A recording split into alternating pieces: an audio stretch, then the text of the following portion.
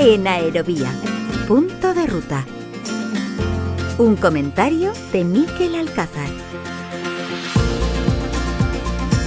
¿Qué tal? Saludos, ¿cómo están? Bienvenidos a una nueva edición de Punto de Ruta. Esta semana, no les voy a engañar, había otros temas para comentar en este espacio de opinión, pero como imaginan, ninguno es lo suficientemente importante como para desplazar el asunto que ahora mismo centra las miradas de todo el mundo. Me refiero, por supuesto, a la guerra iniciada por Rusia en Ucrania, que ya se anunciaba desde hace semanas y que al final no logró detener la diplomacia. Los peores pronósticos se confirmaron en la noche del miércoles al jueves, primero con el cierre del espacio aéreo de la zona rusa próxima a las provincias ucranianas de Donetsk y Lugansk, al que después siguió el cierre total del espacio aéreo, el Raid Zero, la prohibición de operar vuelos civiles en toda Ucrania. Esta decisión, acertada en mi opinión, evitó que hubiera vuelos civiles sobrevolando la zona del conflicto la noche en que comenzó la invasión rusa, y a partir de entonces, no olvidemos que en esa misma zona geográfica fue derribado en julio de 2014 el vuelo 17 de Malaysia Airlines, que recibió el impacto de un misil tierra-aire lanzado por los separatistas prorrusos que ya entonces dominaban el este de Ucrania, un ataque que cegó la vida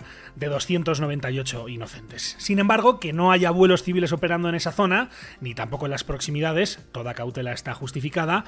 Aunque eso sea así, es evidente que el sector del transporte aéreo ya está sufriendo el impacto de esta guerra. No se trata desde luego de frivolizar, porque evidentemente nada de esto es relevante si se compara con la pérdida de vidas humanas y con todo el daño al desarrollo del país que está dejando ya este conflicto, todas esas historias personales que este ataque está cambiando para siempre. Pero sin duda cabe preguntarse cuál puede ser el zarpazo que esta nueva crisis deje en un sector que, no lo olvidemos, viene de haberlo pasado francamente mal durante estos 2 años de pandemia, y de acuerdo con los expertos, lógicamente no cabe esperar buenas noticias. Una de las primeras consecuencias es la obvia, el cierre de todos los aeropuertos de ese país, que en 2019, el último año de la prepandemia, dieron servicio a más de 24 millones de pasajeros. Otra consecuencia obvia es el fin de las operaciones de Ukraine International Airlines, la compañía de bandera del país, pero también de otras como SkyUp o Wizz Airline, y también la lógica afección a otras compañías que, como Ryanair, tenía una presencia muy amplia en Ucrania hasta esta semana. Otra consecuencia directa tiene que ver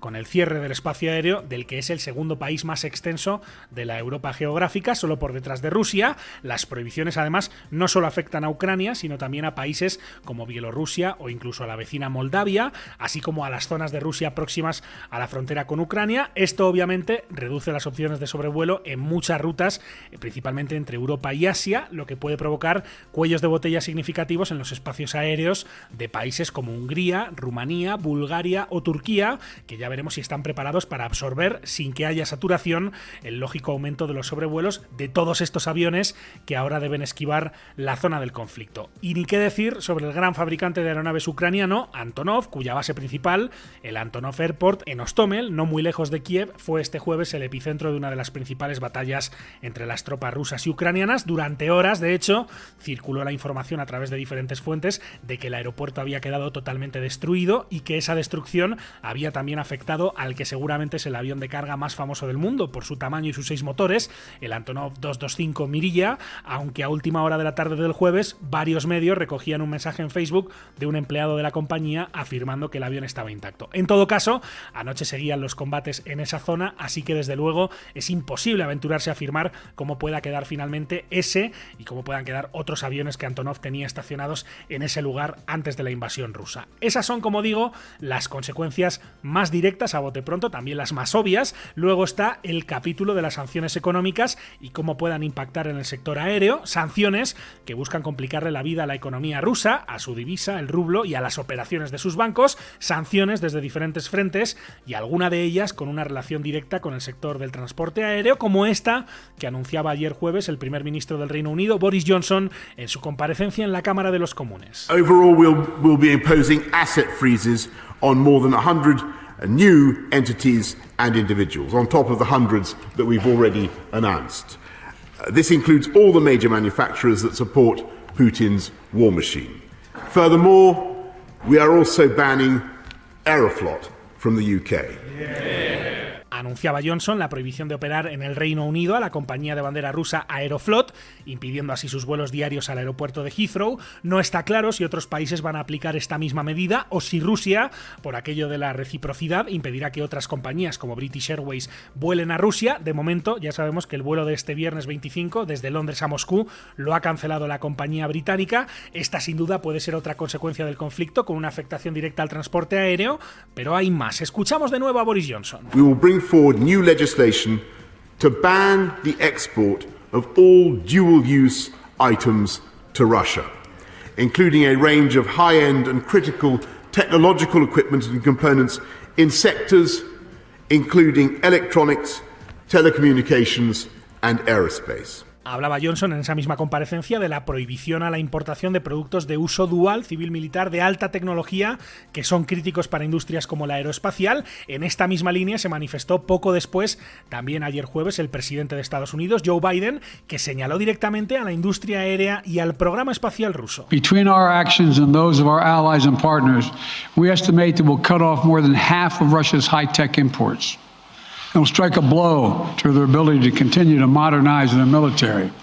It'll degrade their aerospace industry, including their space program. Las declaraciones del presidente estadounidense hablando también de cortar a la mitad las importaciones de productos de alta tecnología que son indispensables para Rusia, y apuntando específicamente a que estas medidas impedirán la modernización militar rusa y supondrán una degradación, decía Biden, de su industria aeroespacial, incluyendo su programa espacial. Esta coincidencia de Biden y Boris Johnson no es desde luego casual y atiende al hecho de que antes de esta crisis Rusia participaba de un mercado global de productos muy especializados para el sector aeroespacial. Sin ir más lejos, este año estaba previsto inicialmente que empezara a operar en Rusia con pasajeros el nuevo Irkut MC-21, el nuevo avión de pasajeros ruso que utiliza motores de la norteamericana Pratt & Whitney, que lleva a bordo sistemas de otras empresas como la también estadounidense Honeywell o de la europea Safran. De la misma manera, Rusia es uno de los principales productores de titanio, un material imprescindible para empresas como Boeing o para Airbus, también para la brasileña Embraer, que, como apuntaba recientemente el medio especializado The Air Current, depende completamente del titanio que compra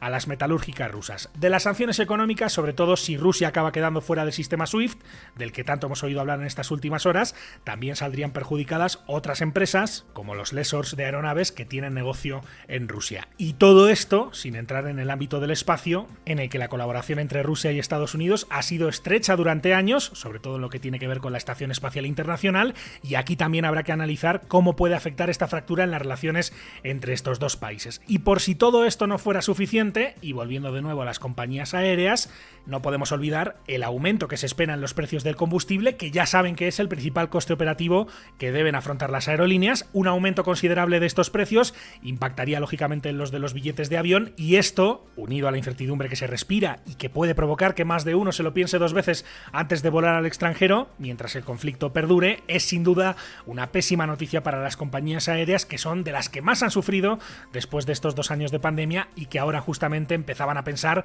en remontar el vuelo con decisión. Nada más lejos de la realidad, aparece esta nueva crisis, una crisis que va a trastocar los planes de todas estas empresas, y esto, insisto, en un escenario de máxima incertidumbre y sin que nadie pueda garantizar que el conflicto no se vaya más allá de las fronteras de Ucrania, considerando que el comportamiento y las últimas decisiones del presidente ruso, de Vladimir Putin, parecen haber desconcertado a casi todo el mundo. Así que no hay duda, el sector aéreo se asoma lamentablemente a otro abismo, justo ahora que empezaba a sacar la cabeza del gran agujero negro en el que se metió por culpa de la pandemia, y aquí quizá el mayor problema es que esta vez no se puede fiar todo a la ciencia. No hay vacuna para acabar con una guerra.